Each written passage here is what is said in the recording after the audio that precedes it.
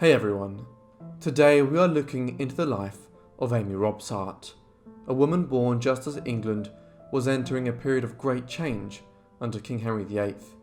She was the daughter of a substantial gentry farmer and went on to marry into the Dudley family, one of England's leading aristocratic lineages. But her life suddenly ended in 1560, before she reached her 30th year. Was her death an accident? Or was something more sinister involved?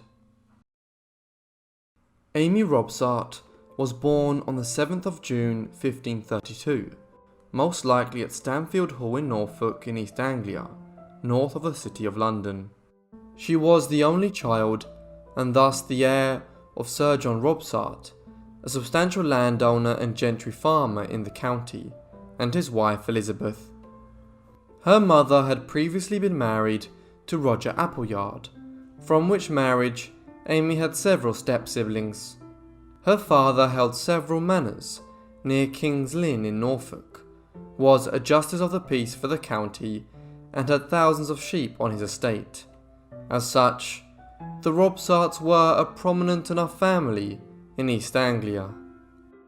A printed missal from the time, which was a religious statement surrounding certain East Anglia families, contains an inscription which indicates that the Robsarts were Protestants in an age when England was quickly converting to the new religion, which had emerged from Germany following the preaching of Martin Luther there from 1517.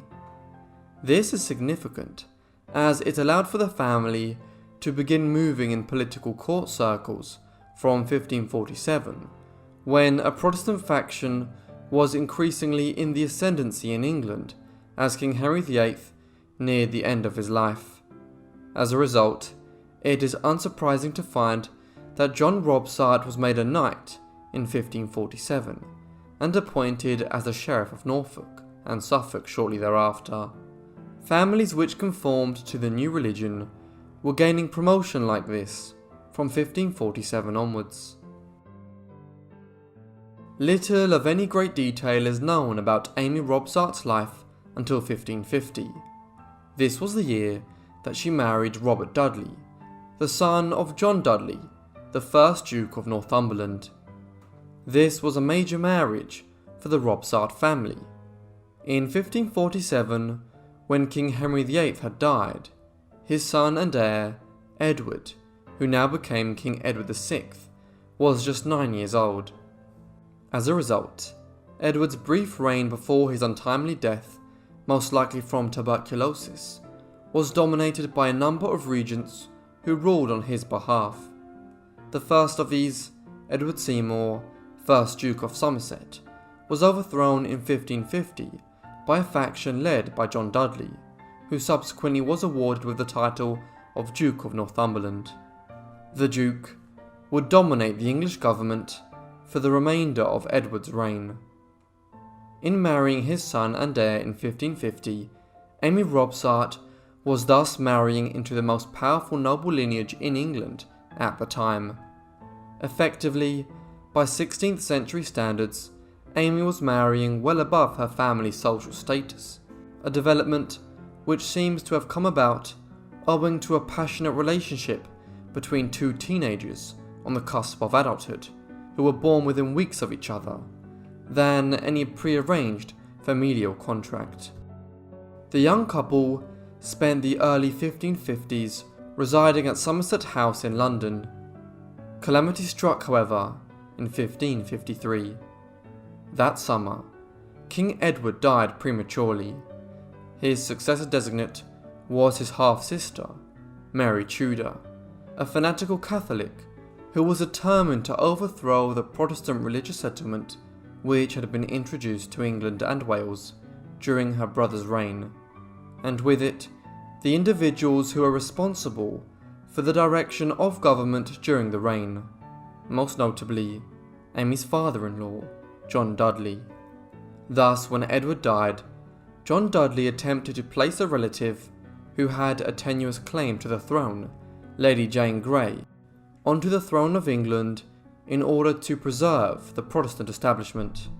But this quickly failed, and Mary Tudor ascended as Queen of England. As the leader of the revolt, John Dudley, Amy's father-in-law, was accused of high treason in the aftermath of these political manoeuvrings and was subsequently executed. Amy's husband, young Robert, was imprisoned by the new regime, which set about restoring Catholicism in England. Amy remained in London throughout late 1553 and early 1554, while her husband was imprisoned. Her parents died in the mid-1550s, and owing to the political fall of the Dudley family, the couple were left landless in late 1554, following Robert's release from prison. Thereafter, he tried to re-establish himself politically through service to the crown while they lived in Norfolk. Amy and her husband might have remained politically marginalised in England for years to come, had it not been for the events in 1558. For that year, an occurrence happened which changed the political and religious landscape of England completely. On the 17th of November, 1558, Queen Mary I died prematurely, most likely of ovarian cysts or uterine cancer, which had earlier caused her to have a phantom pregnancy. She did not have an heir, and as a result, the succession now fell to the last of Henry VIII's legitimate children, Elizabeth Tudor, the daughter of Anne Boleyn. Elizabeth was a Protestant, albeit a conservative one, and her accession overturned the religious settlement arrived at during Mary's reign. Consequently, the Dudleys were now politically resuscitated by Elizabeth. But they were not just resuscitated. Robert Dudley, Amy's husband, had grown up at the English court during the 1540s with Elizabeth, and they were close companions. Throughout their adult lives, she would continue to refer to him in their correspondence with each other as "my dear Robin," and in 1564 she elevated him to the English peerage by awarding him with the noble title of First Earl of Leicester. Elizabeth would never marry, despite having countless suitors from amongst Europe's noble families in the 1560s and 1570s.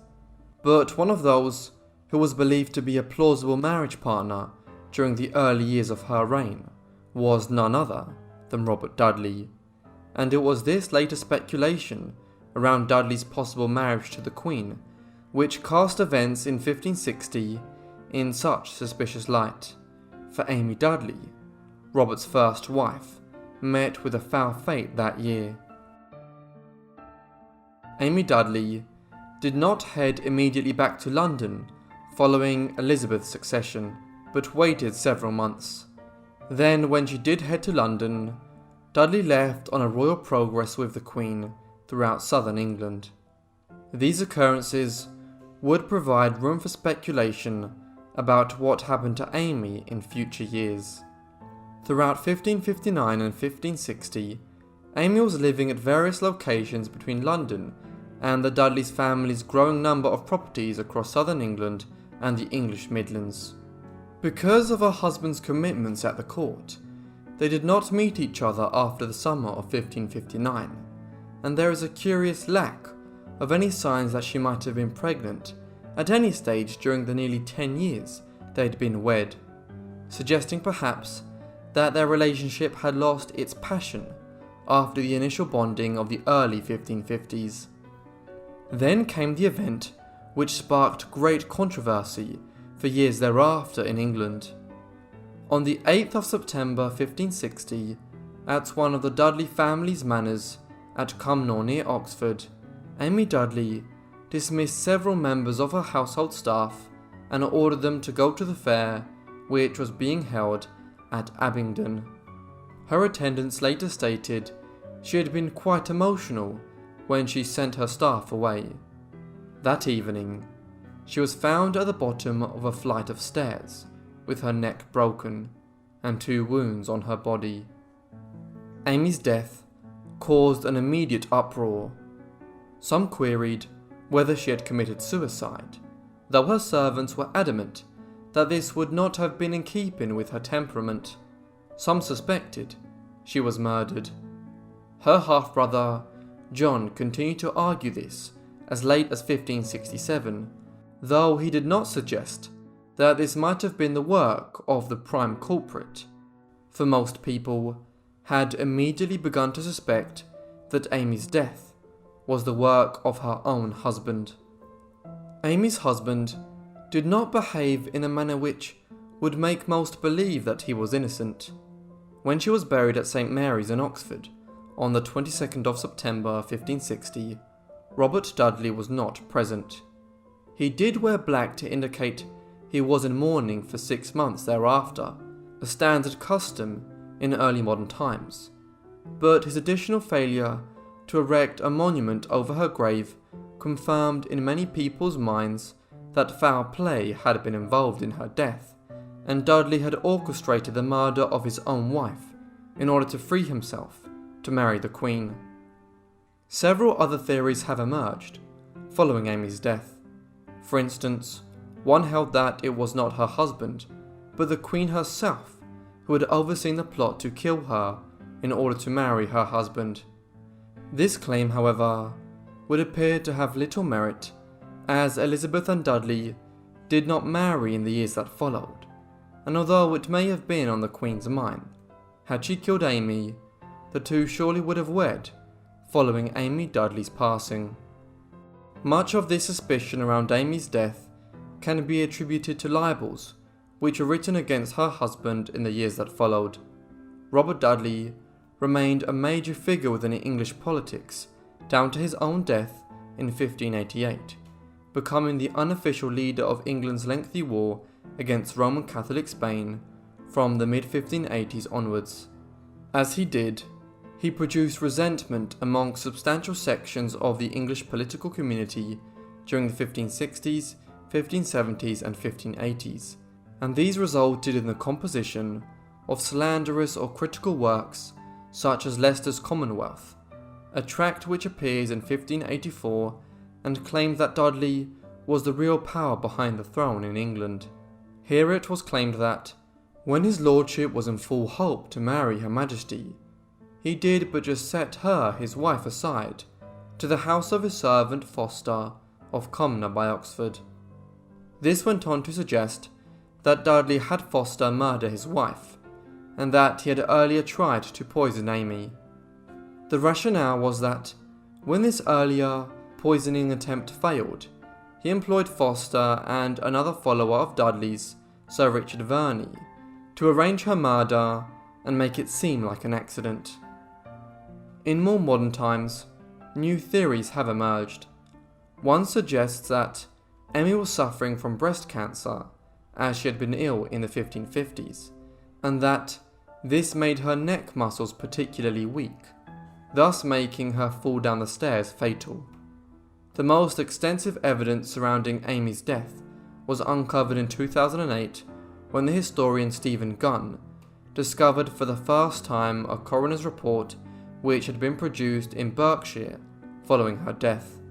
Her body was inspected by a jury the day after her death at Cumnor. Many months of proceedings followed before a verdict was recorded. This affirmed that she had fallen down the stairs and her neck broke instantly under the weight of her own body. The wounds which were displayed on her body were symptomatic of such a fall, but the coroner's report does not entirely rule out foul play. As such, Amy Dudley's death remains as open to theories today as it ever was. Thank you everyone for watching this video on Amy Dudley and her life and death. I hope you found the case interesting. Let me know what you thought of her life and what happened to her down in the comments. If you have any suggestions, also leave them in the comments, and I hope you guys have notifications turned on so you get all my videos as soon as I upload them.